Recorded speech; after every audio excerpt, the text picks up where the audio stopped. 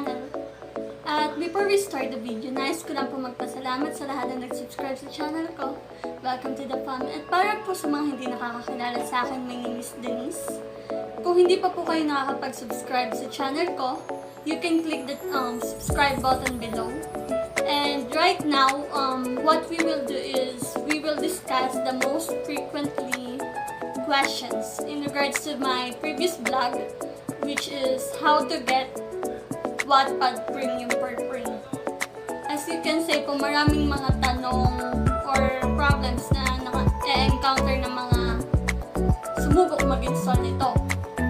Pero disclaimer lang po, kasi never ko na-experience yan. Kasi nung nag-install po ako nung Wattpad Premium na modified version is wala naging problema at saka ang tagal ko na po kasi itong gamit.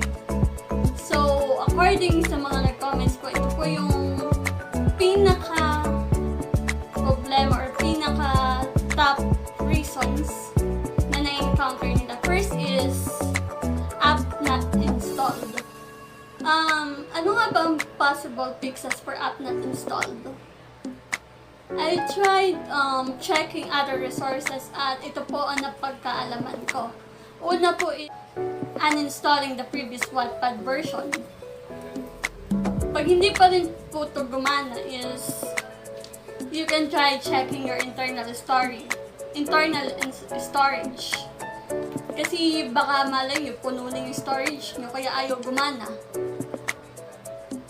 So, if that's the case, you can try uninstalling yung mga useless apps, yung mga hindi nyo ginagamit for the past month. For the second one, premium not working. Marami nagsasabi na pagka-install nila ng app na yun, yung modified version is hindi daw gumana sa kanila, hindi pa daw premium app. Wala pang dark mode, walang offline story, offline mode, mga ganon.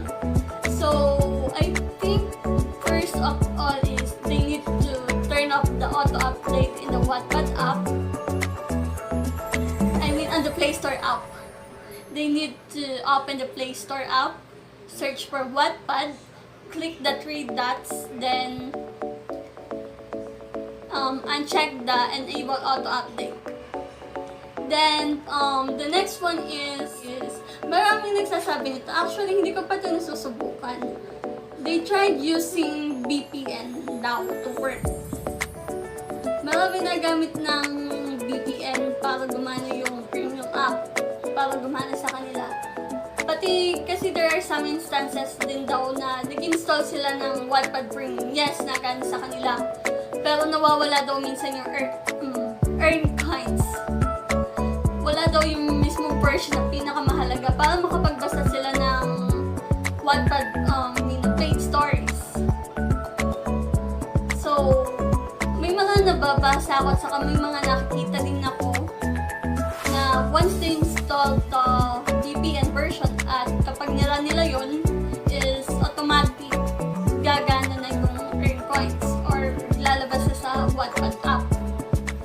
Unlimited stories. Yes, marami din nagtatanong sa akin how can they get unlimited coins para magbasa ng stories without watching ads. Minsan kasi guys, kailangan natin mag-effort. Tingnan nyo kasi modified app na to. Tapos 3 ads na lang yung babasa. Mag-watch na lang kayo ng ads para makapag-earn ng coins. Anong gusto niyo? Yung magbabayad kayo? Kasi I think mas okay na to. At least, alam nyo na pinaghihirapan nyo din. At saka, para na din, support na din just sa mga sinusuportahan yung paid Wattpad authors. Sacrifice na din yung pag-watch nyo ng ads 3 times a day para makaipon kayo. That's all na. If sa tingin nyo may nakalimutan akong i-tackle na video or tackle na questions in regards sa Wattpad Premium app, please comment below. At kung gusto nyo gawa din ako ng review in regards on my experience on using modified apps, kasi honestly, some of my apps in my phone are modified apps.